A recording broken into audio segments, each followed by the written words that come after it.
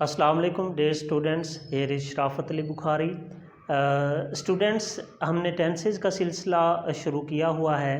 सबसे पहले हमने पास्ट कंटिन्यूअस टेंस डिस्कस किया था, इसके बाद प्रेजेंट कंटिन्यूअस टेंस डिस्कस किया था, इसके बाद फ्यूचर कंटिन्यूअस टेंस डिस्कस किया था। अगर आपने मेरे वो लेक्चर्स नहीं देखे तो मैं डिस्क्रिप्शन में उनके लिंक्स दे रहा हूँ ताकि आप उनको अच्छे तरीके से देख के इन चीज़ों को अंडरस्टैंड कर सकें और मेरे साथ शामिल हो जाएं। जैसे जैसे मैं ये आपको टेंसेस करवाता जाऊँ तरतीब के साथ, आप ऐसे ही करते जाएं ताकि बेहतरीन अंदाज से चीज़ें आप अंडरस्टैंड कर सकें और अपनी राइटिंग्स और अपनी स्पीकिंग्स इंग्लिश के हवाले से क्लियर कर सकें। तो आज हम जो टेंस डिस्कस करने जा रहे हैं, परफेक्ट टेंसेस का सिलसिला हम आज से शुरू करने जा रहे हैं। आज हम जो टेंस डिस्कस करेंगे वो है जी पास्ट परफेक्ट टेंस। ऐसा काम जो माजी के अंदर मुकम्मल हो चुका था, ऐसा काम जो आप माजी में मुकम्मल कर चुके थे, वो है जी पास्ट परफेक्ट टेंस। ठीक है, माजी के अंदर मुकम्मल हुआ काम पास्ट परफेक्ट टेंस। इसमें सबसे पहले आपको कैसे पता चलेगा कि फ़लाँ टेंस जो है, फ़लाँ जो सेंटेंस है उर्दू के अंदर वो पास्ट परफेक्ट का है। देखिए, अगर आपके उर्दू फ़िक्रे के आखिर पर चुका था, चुकी थी, चुके थे या लिया था वगैरह आ जाए तो आप फ़ौरन अंडरस्टैंड कर जाएं कि ये पास्ट परफेक्ट टेंस का फ़िक्रा है।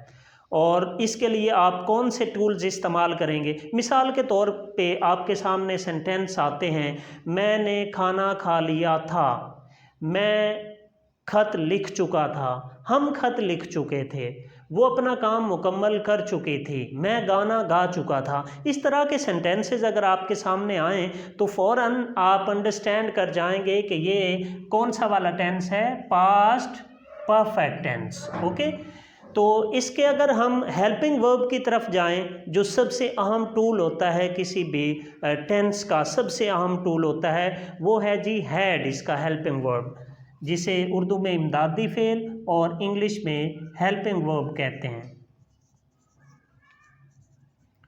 वो है जी हमारे पास हैड। अच्छा, इस टेंस में सबसे बड़ी आसानी स्टूडेंट्स आपके लिए ये होगी कि इसमें आपको किसी किस्म का सिंगुलर या प्लूरल देखने की ज़रूरत नहीं है, प्रोनाउन या नाउन। आपने जस्ट हैड लगा देना है, दे हो, वी हो, यू हो, आई हो, कोई भी हो, आपने सिर्फ हैड का इस्तेमाल कर देना है। अच्छा, फॉर्म ऑफ वर्ब आप इसमें थर्ड लगाएंगे। यहाँ पे मैं आपको एक ट्रिक बताना चाहता हूँ।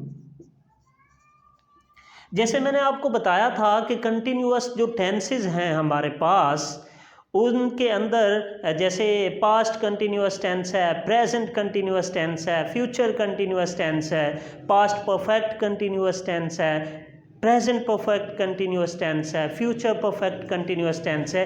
तो मैंने आपको बताया था कि इन 6 टेंसेस के अंदर बेफिक्र हो के आप फर्स्ट फॉर्म प्लस ING लगाएं। तो आज मैं ये आपको बताना चाहता हूँ स्टूडेंट्स कि आपका जो पास्ट परफेक्ट टेंस है, आपका प्रेजेंट परफेक्ट टेंस है और आपका फ्यूचर परफेक्ट टेंस है, इन तीनों टेंसेस के अंदर आप थर्ड फॉर्म बेफिक्र होके लगाएं। इन तीनों टेंसेस के अंदर थर्ड फॉर्म ऑफ वर्ब लगेगी। ठीक है, अब हम इसके सेंटेंसेस की तरफ मूव करते हैं और इनके स्ट्रक्चर की तरफ मूव करते हैं कि ये कैसे बने हैं। सबसे पहले मिसाल के तौर पे वो अपना काम मुकम्मल कर चुका था। देखिए, ये हमारे पास सेंटेंस है, इसके एंड पे हमारे पास जो है वो चुका था आ गया।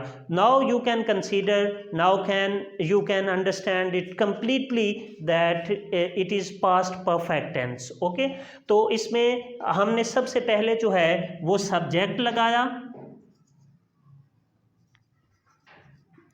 आई यहाँ पे स्टूडेंट्स हमारे पास सब्जेक्ट है। इसके बाद हमने हैड लगाना है। इट डजेंट मैटर कि आपके नाउन या प्रोनाउन सिंगुलर हैं या प्लूरल हैं, आपने हैड लगा देना है पास्ट परफेक्ट टेंस के अंदर। इसके बाद थर्ड फॉर्म, जैसे मैंने आपको बताया कि जो परफेक्ट टेंसेज हैं,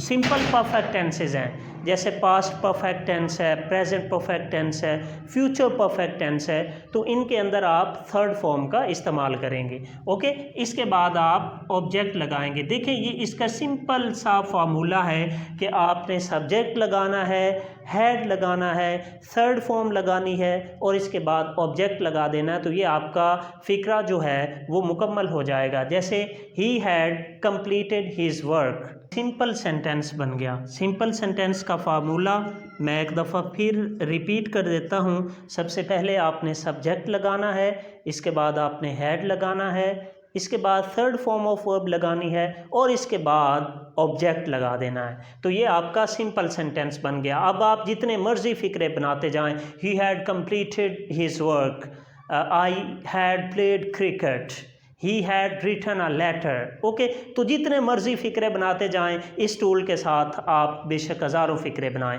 इसके बाद स्टूडेंट्स हम नेगेटिव की तरफ मूव करते हैं। नेगेटिव सेंटेंस बनाने के लिए हमेशा से आप जो है हैड के फ़ौरन बाद नॉट लगाएंगे। जितने भी सेंटेंस होते हैं जब आप उनका नेगेटिव बनाते हैं तो आप हेल्पिंग वर्ब के फ़ौरन बाद नॉट लगा देते हैं। जैसे यहाँ पे हैड हमारे पास हेल्पिंग वर्ब है तो इसके फ़ौरन बाद हमने नॉट लगा दिया। वो अपना काम मुकम्मल नहीं कर चुका था। अब देखें, कर चुका था हमारे पास सिंपल था और नहीं कर चुका था वो हमारे पास क्या हो गया, नेगेटिव हो गया।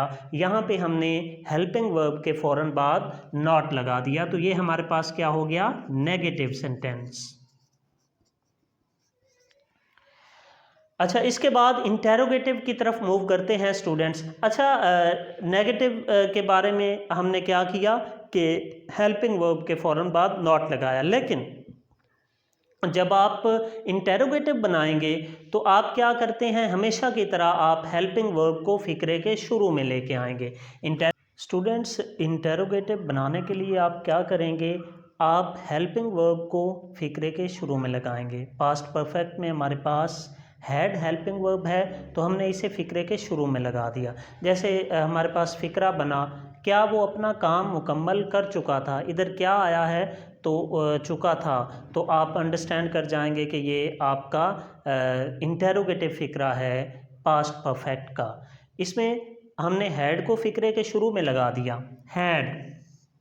Had he completed his work, ठीक है। सबसे पहले हमने हैड लगाया, फिर इसके बाद हमने सब्जेक्ट लगाया, इसके बाद थर्ड फॉर्म ऑफ वर्ब और फिर हमने ऑब्जेक्ट का इस्तेमाल किया, ठीक है।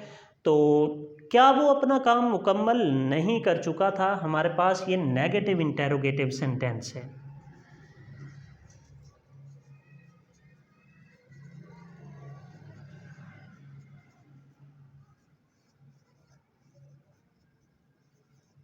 स्टूडेंट्स, नेगेटिव इंटेरोगेटिव बनाने के लिए आप क्या करेंगे, हैड जो कि आपका हेल्पिंग वर्ब है उसे फ़िक्रे के शुरू में लगाएंगे। इसके बाद आप जो है वो सब्जेक्ट का इस्तेमाल करेंगे, फिर आप नॉट का इस्तेमाल करेंगे, फिर आप थर्ड फॉर्म ऑफ वर्ब और फिर ऑब्जेक्ट का इस्तेमाल करेंगे। वो अपना काम मुकम्मल नहीं कर चुका था। अच्छा, इसमें एक और चीज़ है, अक्सर देखा गया है आपके एग्ज़ामिनेशन के पॉइंट ऑफ व्यू से, आपके मैट्रिक के एग्ज़ाम्स हैं, आपके इंटर के एग्ज़ाम्स हैं या दूसरे जो आपके कंपटीशन एग्ज़ाम्स हैं, उनके अंदर एक चीज़ देखी गई है कि इस टेंस को लेके वो डबल एक्शन वाले काफ़ी ज़्यादा फ़िक्रात पूछते हैं। जैसे मिसाल के तौर पे अगर आपके पास कोई भी सेंटेंस आ जाए जो कि डबल एक्शन सेंटेंस हो तो आप उसमें क्या करेंगे। देखें, डबल एक्शन वाले जो सेंटेंस होते हैं, आप फर्स्ट एक्शन को पास्ट परफेक्ट में लिखेंगे और सेकंड एक्शन को आप पास्ट इंडेफिनिट में लिखेंगे। जैसे डॉक्टर के आने से पहले मरीज़ मर चुका था, ये एक बड़ा फेमस सेंटेंस है, तो मैंने कहा चलें बच्चों के सामने जो है वो रखा जाए ताकि आप इसे अच्छे से अंडरस्टैंड कर सकें। वैसे तो इसकी काफ़ी एग्जांपल्स हैं और भी आप कलेक्ट कर सकते हैं। देखें, पेशेंट हैड डाइड, ये आपके पास जो है वो फर्स्ट एक्शन है, तो फर्स्ट एक्शन को आपने जो है वो कहाँ पे लिखा है, फर्स्ट एक्शन को आपने पहले लिखा और आपने कौन से टेंस में लिखा, पास्ट परफेक्ट में लिखा। आप पहले वाले एक्शन को पास्ट परफेक्ट में लिखेंगे और दूसरा जो एक्शन है आप उसे पास्ट इंडेफिनिट में लिखेंगे। The doctor came, it is past indefinite. Students, मैं आपको एक दफ़ा दोबारा बता देता हूं कि डबल एक्शन वाले फ़िक्रों में आप जो पहला एक्शन है, फर्स्ट एक्शन है, आप उसे पास्ट परफेक्ट में लिखेंगे और जो दूसरा एक्शन होगा उसी सेंटेंस का जो कि हिस्सा होगा उसे आप पास्ट इंडेफिनिट में लिखेंगे। जैसे डॉक्टर के आने से पहले मरीज़ मर चुका था, इसमें मरीज़ जो है वो पहले मरा था, पेशेंट की डेथ पहले हुई थी, तो लिहाजा आप इसे फर्स्ट एक्शन में लाएंगे और इसे पास्ट परफेक्ट में लिखेंगे। Patient had died before doctor केम। अब डॉक्टर के आने से पहले मरीज़ मर चुका था। डियर स्टूडेंट्स, उम्मीद है आप इस टेंस को बड़े अच्छे से समझ गए हैं। मैं आपको एक दफ़ा दोबारा बताना चाहता हूं कि कंटिन्यूअस के 3 टेंसेज हम डिस्कस कर चुके हैं, जिसमें पास्ट कंटिन्यूअस टेंस है, प्रेजेंट कंटिन्यूअस टेंस है और फ्यूचर कंटिन्यूअस टेंस है। आप उनकी वीडियोस डिस्क्रिप्शन लिंक में क्लिक करके देख सकते हैं। पूरे के पूरे लेक्चर्स बेहतरीन अंदाज में मैंने आप लोगों को सिखाए हैं और इंशाल्लाह नेक्स्ट अगले लेक्चर के साथ बहुत जल्द मिलते हैं इंशाल्लाह। Thank you so much.